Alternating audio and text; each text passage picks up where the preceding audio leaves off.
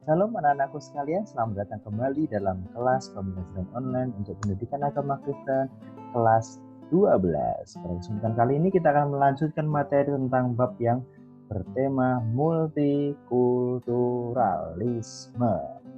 Kalian sudah belajar tentang pendahuluan, apa sih itu multikultur, apa sih itu multikulturalisme, dan saat ini kita mau belajar lebih dalam lagi dan apa kata Alkitab tentang multikulturalisme.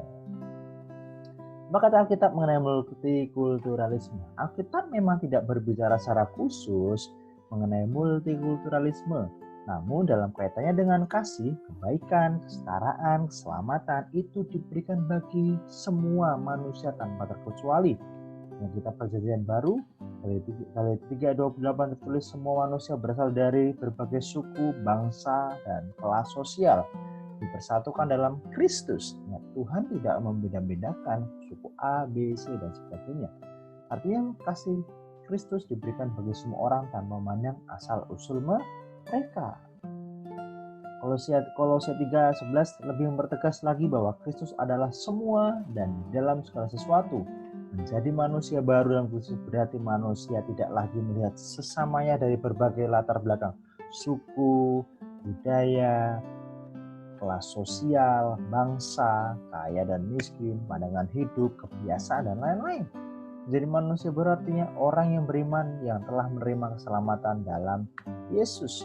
Yesus wajib menerima, menghargai, dan mengasihi sesamanya tanpa memandang berbagai perbedaan yang ada.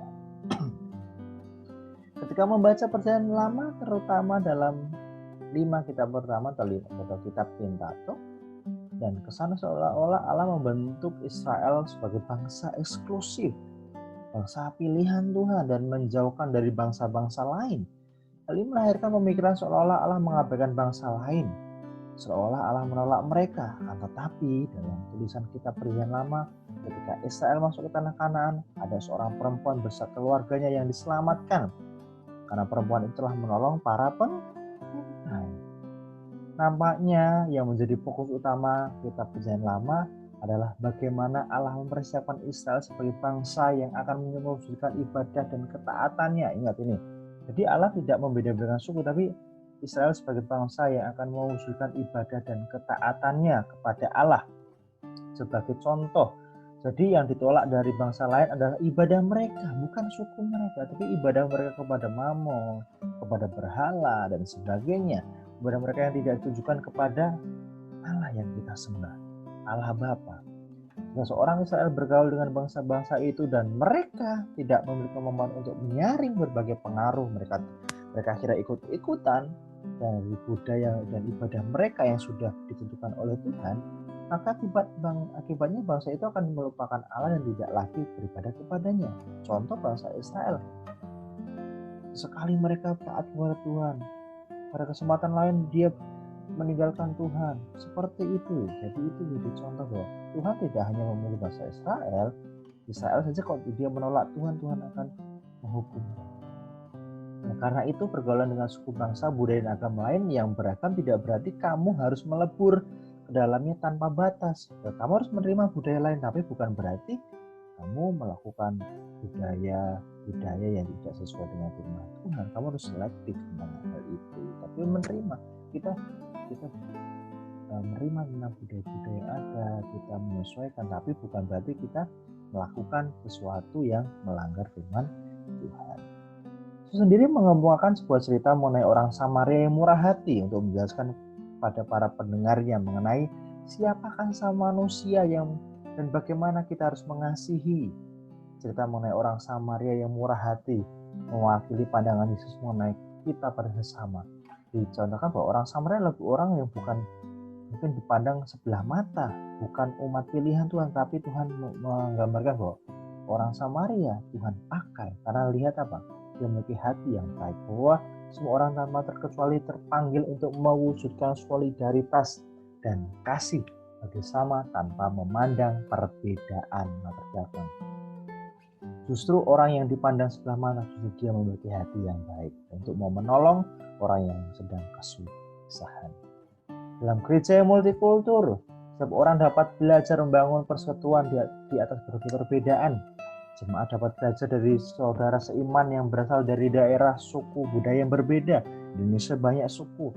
Kita tidak bisa hanya berteman dengan suku Jawa saja, suku Chinese saja, suku Batak saja, Kalimantan atau orang Timur saja. Kita semua harus bisa saling menerima daerah suku budaya yang ada. Nilai-nilai budaya dan suku yang positif dapat memperkaya liturgi dalam ibadah.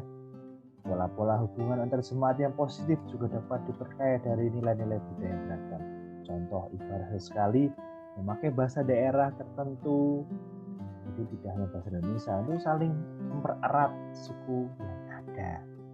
Sama-sama belajar tentang lagu daerah, lagu rohani yang berbau bahasa daerahnya. Menerapkan kesadaran dan praktik hidup multikultur. Ada beberapa nilai yang dapat diwujudkan dalam tindakan untuk memperkuat persatuan sebagai bangsa Indonesia yang multikultur. Satu contoh, pengakuan masyarakat terhadap berbagai perbedaan dan kompleksitas kehidupan. Jadi ada pengakuan masyarakat bahwa tahu bahwa Indonesia adalah banyak perbedaan. Kita harus menghargai perbedaan itu karena kita tidak bisa menolak tentang perbedaan. Perlakuan yang sama terhadap berbagai komunitas budaya, baik yang mayoritas maupun minoritas, memiliki perilaku yang sama, tidak dibeda-bedakan. Oh, saya mayoritas, oh kamu minoritas, tidak. Sama-sama mendapat perlakuan yang adil dan sama-sama memperoleh tanggung jawab atau kesempatan yang sama, contoh untuk beribadah dan sebagainya. Kesederajatan, kedudukan dalam berbagai keanekaragaman dan perbedaan baik secara individu maupun kelompok serta budaya. Ada status yang sama, jangan mau menganggap bahwa suku A lebih bagus, suku B lebih bagus dan sebagainya. Semua sama di mata Tuhan. Penghargaan yang tinggi terhadap hak asasi manusia dan saling menghormati dalam perbedaan. Saling menghargai hak asasi manusia, menghargai perbedaan, unsur kebersamaan, solidaritas, kerjasama. Kita harus saling bekerja sama dengan siapapun, tidak memandang latar belakang mereka, dan hidup berdampingan secara damai dalam perbedaan. Sikap yang harus dihindari ada 4 hal di sini. Primordialisme, sikap yang harus dihindari apa ini? Primordialisme artinya perasaan kesukuan yang berlebihan. Saya menganggap suku saya paling bagus, paling baik, paling istimewa. Anggap suku bangsa saya sendiri yang paling unggul, maju dan baik. Itu tidak boleh, ya. Ingat primordialisme, anggap sukunya paling bagus, paling unggul secara berlebihan. Etnosentrisme artinya apa? Sikap atau pandangan yang berpangkal pada masyarakat dan kebudayaan sendiri, biasanya disertai dengan sikap dan pandangan meremehkan masyarakat dan budaya yang lain. Berpangkal bahwa pokoknya budaya saya, apa-apa budaya saya yang dipakai, dan meremehkan budaya mereka yang lain. Mau suku itu bagus, bisa? Enggak, banyak bagus suku saya. Nah, itu enggak boleh. Etnosentrisme tidak boleh. Kemudian diskriminatif, jelas ini bahasa yang tidak asing. Membeda-bedakan perlakuan terhadap sesama warga negara berdasarkan warna kulit. Kulit hitam, kulit putih, rambut keriting, mata sipit dan sebagainya. Enggak boleh. Golongan derajat tinggi, golongan rendah dan sebagainya, golongan konglomerat dan sebagainya. Suku bangsa tidak boleh dibedakan. Ekonomi, karena setiap manusia pasti punya ekonomi yang berbeda. Agama terutama. Nah, sampai kita perbedaan agama itu menjadi dampak atau menjadi sumber konflik yang ada. Kita harus selalu menghargai setiap perbedaan yang ada, agama yang ada. Sesama kita harus menghargai agamamu, kita harus bisa menerima itu. Jangan sampai kita menolak agama lain dan membenci agama lain, akan membenci orang yang beragama. Jangan sampai. Kita harus bisa menerima setiap perbedaan. Stereotip adalah konsepsi mengenai sifat atau golongan berdasarkan prasangka subjektif yang tidak tepat. Kayaknya dia seperti itu, suka kayak gitu, kayaknya emosinya, omongannya keras, kayak gitu sih. Enggak. Padahal belum tentu benar, tapi sudah membuat prasangka yang negatif pada suku yang, dan itu tidak boleh. Ada 4. Primordialisme, etnosentrisme, diskriminatif, stereotip. Jangan sampai kita melakukan hal-hal tersebut. Dan rangkumannya, Allah menciptakan manusia dalam kepelbagaian suku, bangsa, ras, budaya, geografis, agama, adat, serta kebiasaan. Di Indonesia banyak sekali perbedaan. Kepelbagaian itu tentu mempengaruhi cara pandang seorang terhadap kehidupan. Namun demikian, harkat dan martabat semua manusia sama di hadapan Allah.